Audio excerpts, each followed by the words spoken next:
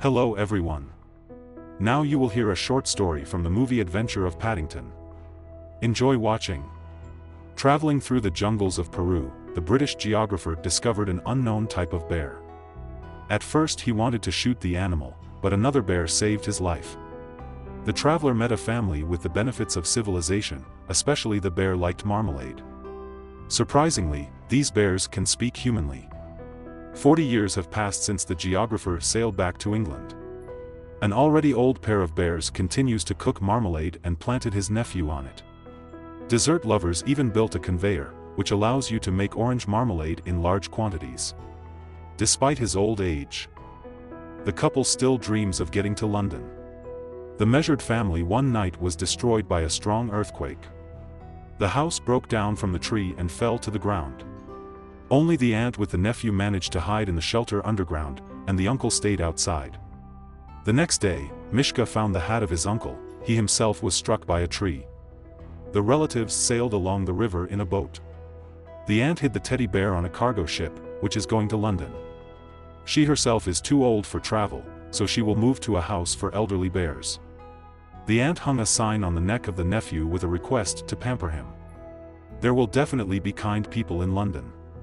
And also gave the hat, which the geographer gave them. The young bear took everything he needed for the journey. Namely, a bunch of marmalade cans, which he soon emptied. The ship docked in the port of London, and the little bear hid among the bags with mail. He was loaded with letters on a truck and delivered to Paddington Station. The bear guessed that he was finally in London. That's just where are these kind people who will take him to themselves. Everyone is in a hurry somewhere and pushes the little bear. He sat at the station until the evening. And on his last sandwich with marmalade, a bunch of pigeons hunts. The Brown family came out of the train. Mr. Brown asked the family not to look at the bear. He is definitely a traitor and will try to tell them something. But Mrs. Brown was enchanted by the talking bear. He told how he got here and that he was going to spend the night in a trash can. The bear was fed, and Mr. Brown was wondering what his name was. My name is. Sorry. I see. Mr. Brown also tried to say something to the bears. This is very indecent. The kind-hearted woman decided that they could not leave the little bear on the street alone, so they would shelter him at least for this night. Mrs. Brown offered a new friend an English name, namely Paddington. This is what the station they met at was called. As expected, London met the guests in the rain. But the Browns are warm and cozy. He only dreamed of such a house, but people quickly broke it down, saying that he was only here for one night. Paddington needs a guardian who will take him home, and if he can't find one, the little bear will be sent to the orphanage. Paddington remembered about the traveler, but he only knows his name from the bears, which makes it difficult to find him. Mrs. Brown offered a guest to visit the bathroom and freshen up. And Mr. Brown, after the bear appeared in the house, decided to additionally insure the property. Paddington approached the sink and tries to understand what he needs to do with toothbrushes. Probably, with their help, you can clean your ears. The bear tried ear marmalade, and to break the terrible taste, he drank the whole bottle of mouthwash. It got even worse. Then, growing up, he put his head in the toilet to drink water, but it stuck there. With every second, it got worse and worse. The toilet is clogged, and Paddington himself broke the tank and now fights with a shower. At the same time, the family threw themselves at Mrs. Brown because she brought a bear to the house, which, most likely, is also a rune. Because they failed to find any information about the traveler in Peru. At the very moment when Mr. Brown was called from the insurance company, he realized that now there would be trouble. The bathroom was filled with water to the very ceiling, and the man was swept away by a powerful stream. The bear rolled down the stairs and safely stopped at the kitchen. The little bear was settled in the attic, and he immediately wrote to his aunt. It turned out that indifferent people live in cold London, and it is not so easy to find a house here. He was lucky that he met the Browns. Mr. Brown works as a risk analyst. Mrs. Brown draws illustrations for stories. Judy learns Chinese and meets a boy named Tony, but she is ashamed to invite him home. Jonathan dreams of becoming a cosmonaut. Not so long ago, he invented rocket rollers, after which he got into the hospital. Mrs. Burt is their old relative, a supporter of strict marine discipline. The hostess of the house went up to the attic. Perhaps the information about the traveler himself will be obtained thanks to the hat given to them. For this, they will go to the antique shop tomorrow, owned by Mrs. Brown's friend. At the same time, another rare animal was brought to the Museum of Natural Sciences, from which Millicent Clyde will make a scarecrow. Her supplier works as a security guard at the port. He told a bloodthirsty woman about a strange beast that got into London, and apparently he only eats marmalade. This detail aroused Millicent and she wanted to finish off a rare animal. The walls of her office are covered with photos and illustrations of Peruvian bears. The pigeons continue hunting for Paddington's sandwich. He wonders why this Mr. Brown is brushing his teeth with a brush for ears. Judy's entire cosmetics drowned yesterday and there is nothing else to wash. The little bear decided to help by licking her face. Paddington went down to the subway for the first time, but it was not easy for him to get through the tourniquet. The next serious obstacle is a moving path. Here he saw an advice that you need to walk on it with a dog on your hands, so he grabbed the first dog and continued his journey. But the bear could not stand on its feet. In secret from her husband, Mrs. Brown brought Paddington to the unusual store of Mr. Gruber. The thief also looked in here, but the talking bear scared him off, and he ran away, throwing out a stranger's piece of paper. Paddington decided to return the gentleman a piece of paper, but the thief ran away. The chase was out of control when the little bear in a police helmet on a skateboard caught a bus. The bear policeman is already chasing the criminal in the air.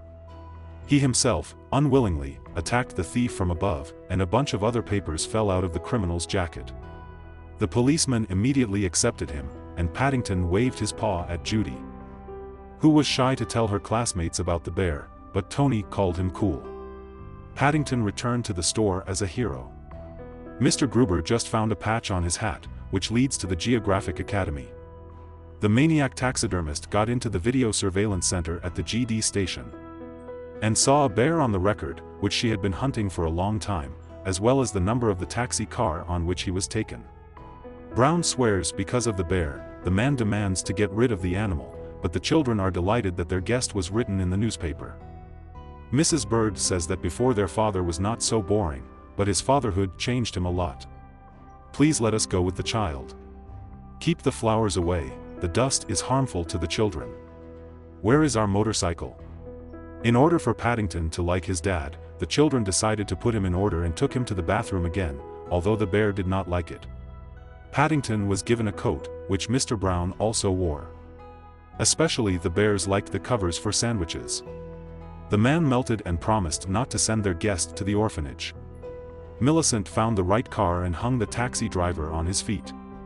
If the poor fellow does not tell where he dropped the bear, whom he had been driving for days, she will cut him into pieces. So the maniac found out where Paddington lives, and in her from the first glance he fell in love with the unpleasant landlord Mr. Curry. He divides her non-privileged to the bear. Having come to the Geographic Academy, Paddington learned that not a single researcher in Peru did not go, but the little bear did not believe it and decided to find out everything on his own. And when Mr. Brown doubted the words of Paddington himself, he looked at him with a very stern look, which made the man uncomfortable. Paddington persuaded Mr. Brown to change into a cleaner. So the man got to the computer and found out that there were actually as many as 200 records of Peru in the storage. Some of them were destroyed, but he managed to find one film. Mr. Brown accidentally sent a sandwich back to the storage, because of which the whole system was clogged and exploded. The conspirators immediately escaped from the crime scene. Meanwhile, Millicent persuaded Mr. Akari to help her catch the bear. In the evening, the Browns gathered to watch a documentary about Peru. They found out that the same traveler is called Montgomery Clyde. The whole family is busy looking for Clyde, although Paddington already feels at home with the Browns. The little bear was left alone at home. Carrie immediately reported this to Millicent. This evening he hopes to invite the lady to a date and feed her with salted cucumbers and expired pâté. At the same time, wanting to fix the torn notebook, the little bear got tangled in the tape. The taxi driver penetrated the house through the roof and called the Browns to lure the prey to the phone. But the tape does not allow him to approach, and the droids with the tranquilizer fly anywhere. Only not in the bear. Running away, Paddington accidentally turned on the gas. A series of other accidents led to the explosion. Coming to his senses, Millicent also ran across the roof. Due to the fact that the maniac was in the gas mask, Paddington tells Brown that an elephant with a snake body attacked him. But of course no one believes him. Mr. Brown decided that this was too much, the teddy bear is too dangerous for children. Paddington himself heard the conversation of the spouses and decided to leave the beloved home. For a while, he was sheltered by a royal guard and even treated with a sandwich, dessert and tea. But the next soldier was no longer so kind and kicked the bear out in the rain. Paddington said goodbye to the Browns in a letter. The family was very upset, they still needed this little bear. For days they were looking for Paddington, and he was Montgomery Clyde himself. Finally, the little bear found the traveler's house, but it turned out that he had already died. His daughter invited Paddington to go inside. And she turned out to be a taxi driver, Millicent. She lured the naive animal into the car. But Mr. Carey was disappointed in his mischief. He was sure that the woman would send the bear to his homeland, back to Peru, and not make a scarecrow out of him. He immediately made an anonymous call. This is an anonymous call. Hello, Mr. Carey. The lady owner told the Browns that Paddington was kidnapped. The polite little bear greets each exhibit in the museum. 40 years ago, his uncle and aunt were supposed to be among them. But Montgomery refused to kill smart animals and did not tell the rest of the scientists where they live. It was then that the expedition was removed from the archives, and the traveler himself was expelled from the academy. Since then, Millicent has hidden her offense against her father. The happiness of the hairy creatures turned out to be more important to him than the well-being of the family. She swore that she would finish the job that her father had not completed, and make a scarecrow out of a Peruvian bear.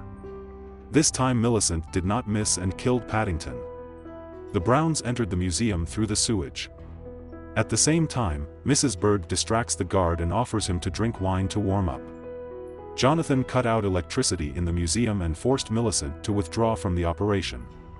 But to get to her office, Mr. Brown had to climb the cornice outside the building. Meanwhile, the granny continues to solder the guard. Wait.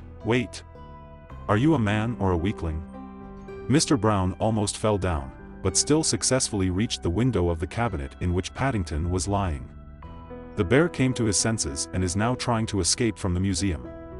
He closed himself in the boiler and with the help of 2 vacuum cleaners climbed up the pipe. The maniac lit the fire, and the vacuum cleaner batteries almost sat down. Paddington didn't have enough to jump to the edge of the pipe. But the Browns caught him, and they are not going to give Millicent to a new member of the family. However, the taxidermist says that if necessary, she is ready to make human puppets. Paddington saw the pigeons, took his sandwich on a black day and threw it into Millicent. The birds flew to the woman, but she managed to stand on her feet. However, here on the roof, the drunk Mrs. Bird climbed up and threw the villain down. Paddington became a full-fledged member of the family and taught the Browns how to cook orange marmalade.